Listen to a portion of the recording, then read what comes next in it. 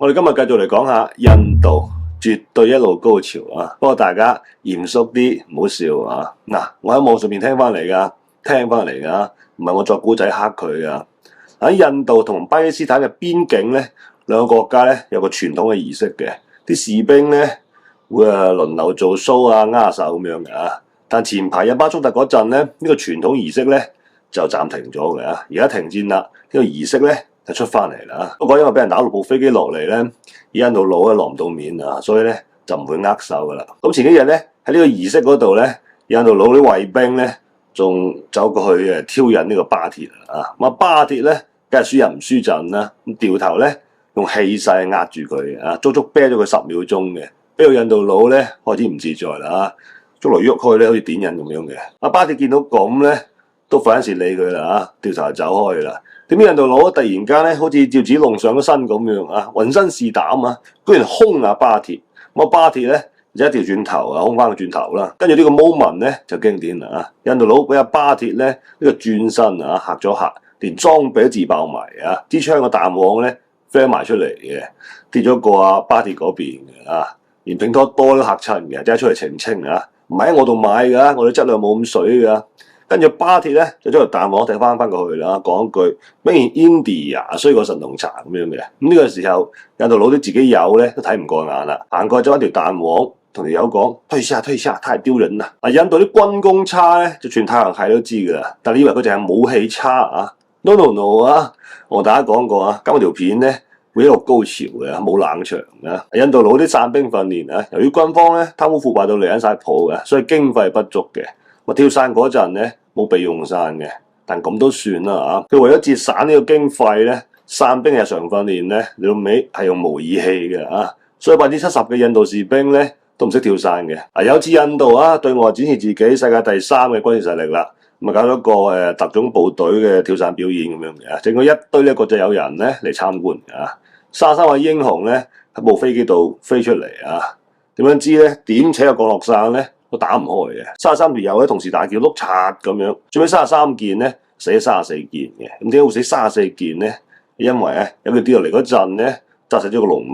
啲救援隊咧真係執屍啲英雄嗰陣咧，軍方啊居然冇定位系統嘅，揾極都揾唔齊呢33條友啊！本來啲重傷咧唔使死嘅，因為延遲咗呢個治療啊，都死撚咗嘅啊！我33條友咧，全部授予呢個悍死無畏勳章嘅。印度啲嘢33件死34件嘅戰績咧，終於唔係世界第3啊，絕對係世界第1啊！冇國家係複製到嘅。跟住嚴查啦，點解會咁樣嘅咁樣？哦，原來貪污腐敗，買晒日本啲唔知幾多手嘅降落傘翻嚟咁樣，關鍵時刻掉鏈子咁樣。啲印度佬咧就決定啦，降落傘呢啲咁嘅簡單嘢，自己研發得啦嚇，唔使進口啦咁樣。咁2017年咧，國產嘅降落傘咧，終於研發成功啦！點知仲衰啊？飛機艙門一打開，嗰啲傘兵咧都未操作啊！啲降落傘咧就自己開晒啊！扯咗佢之後咧，就棘晒咗部飛機嘅螺旋槳，搞到部飛機墜咗機嘅，6個機組人員咧全部死撚晒啊！塞鳩嚟啊！不過啊，呢啲都係碎料嚟嘅。有一次啊，印度佬咧搞係掃毒行動啊，掃咗1200斤什麼大麻啊、鴉片啊、海洛因呢啲嘢翻嚟啊！印度政府咧為咗展示自己禁毒嘅決心啊，決定喺啲人民群眾面前咧當場點火咧，燒晒啲毒品嘅啊！阿林則徐見到咧都笑個老母之後咧就冇眼睇啦啊！結果嗰2日啊，成個鎮啲居民咧全部起晒飛嘅，俾晒導遊嘅，你真係唔可以咧唔佩服印度佬㗎！我哋1839年咧都知點處理呢啲嘢嘅，佢哋21世紀都唔知啊！但係啊，呢啲咧都仲係碎料嚟㗎，猛料就準備到啦。不過喺猛嘢出嚟之前咧，打個小廣告啊！我哋隻好午餐肉咧上翻架㗎啦，之前賣晒之後咧一直斷貨嘅，因為我哋俾廠家嘅要求咧係要用海拔4000米以上嘅藏香豬嘅，但嗰期咧佢入唔到呢啲貨啊，得啲普通嘅藏香豬嘅啫。咁問我殺唔殺啦？咁樣我話唔殺啦啊，最多唔做住先嘅啫。咁最近咧嗰啲豬咧就到啦啊！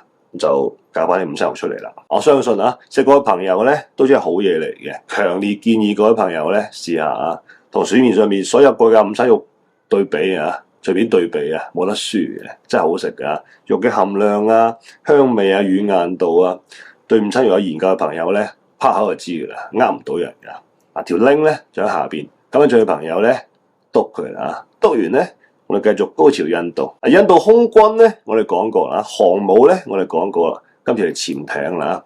1997年，印度佬咧揾俄羅斯咧買咗10隻潛艇嘅。咁5月份簽合同，12月咧就開得翻鄉下噶啦。正常啊，一部潛艇啊建造週期咧最短咧都要2年嘅。連印度佬都估唔到啊，一點才上菜咁樣，即係覺得咧俄羅斯佬電呱呱技術一流啊咁樣。佢唔知咧有預製艇呢樣嘢啊，佢以為咧預製菜就有嘅啫，點解預製艇嘅咁樣？咁你咪理啊，一翻屋企咧就周圍認鳩屎啦。喺2008年啊，其中一部潛艇咧喺呢個年度軍事訓練嗰陣咧，唔知係雷達出咗問題啊定點樣啊，撞落咗部商船度嘅。軍艦撞商船咧喺印度咧係常規操作嚟㗎啦。但呢一鑊咧居然撞唔贏商船啊！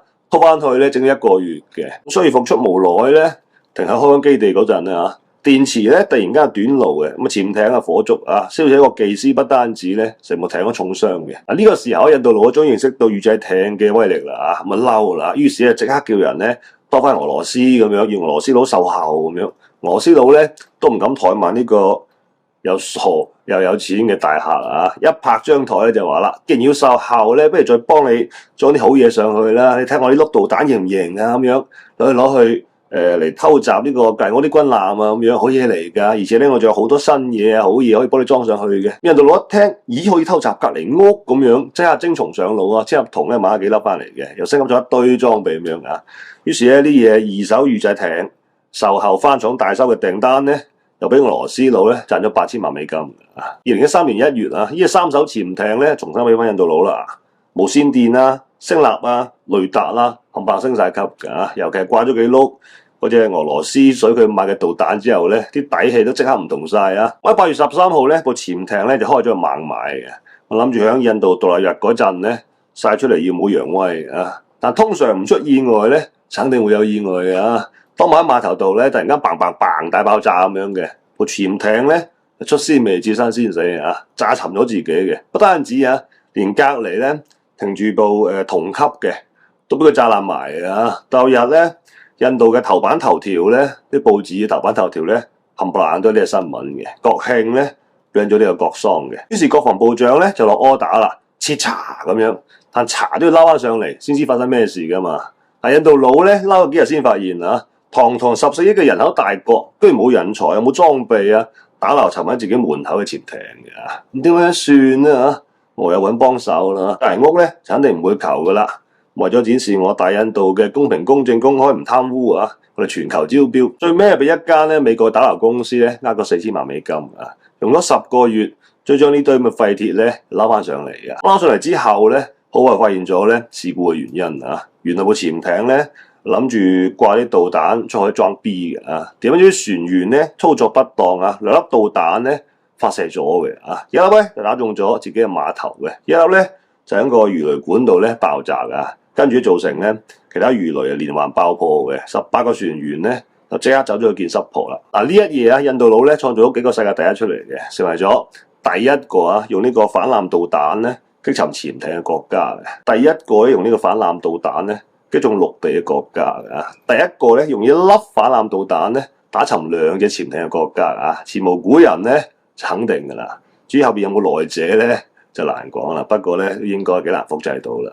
換在而家嘅話，發生呢啲事咧，莫迪咧可能再放多10日假啊，加埋高速免費添。所以部潛艇咧係沉咗啊！但印度佬咧好撚勤儉持家㗎，再攞幾千萬出嚟咧撈翻上嚟啊！將呢啲廢鐵咧又拖翻俄羅斯賣俄羅斯佬。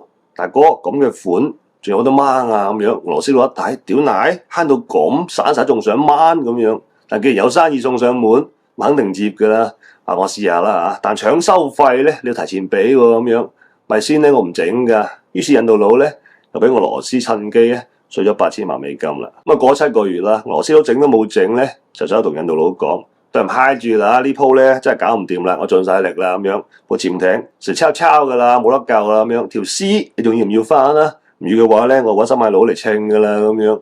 呢個時候咧，印度佬冇晒意見啊，部艇買翻去咧都未威過啊，不但止啊，仲未核實咧，唔記得幾億嘅，拖我都要拖翻去啊！就算冇得開啊，停屍嗰陣咧，都要俾我哋海軍咧嚟做呢個訓練平台嘅咁。去到2017年啊，印度佬將條絲裏邊啊，所有可以用嘅零件咧，包括特不限於什麼螺絲啊、螺母嗰啲咁唪唥一拆落嚟嘅，冚晒落自己研發嗰個潛艇度啊！你話佢點樣諗到出嚟嘅咧？最尾啊，將呢部飽經風雨嘅潛艇咧，拖咗去阿拉伯海度咧，當靶嚟擊沉咗啊！結束咗佢痛苦嘅一生嘅。所以唔好話人啊，潛艇投胎咧都門技術嚟嘅，投胎去印度度咧就係咁噶啦。今日係咁先啊，聽日去泰國度啲嘢，我哋泰國見啊！記得我哋好好搣午餐有條 link 喺下面啊，篤佢咯咁多位，下次見，拜拜。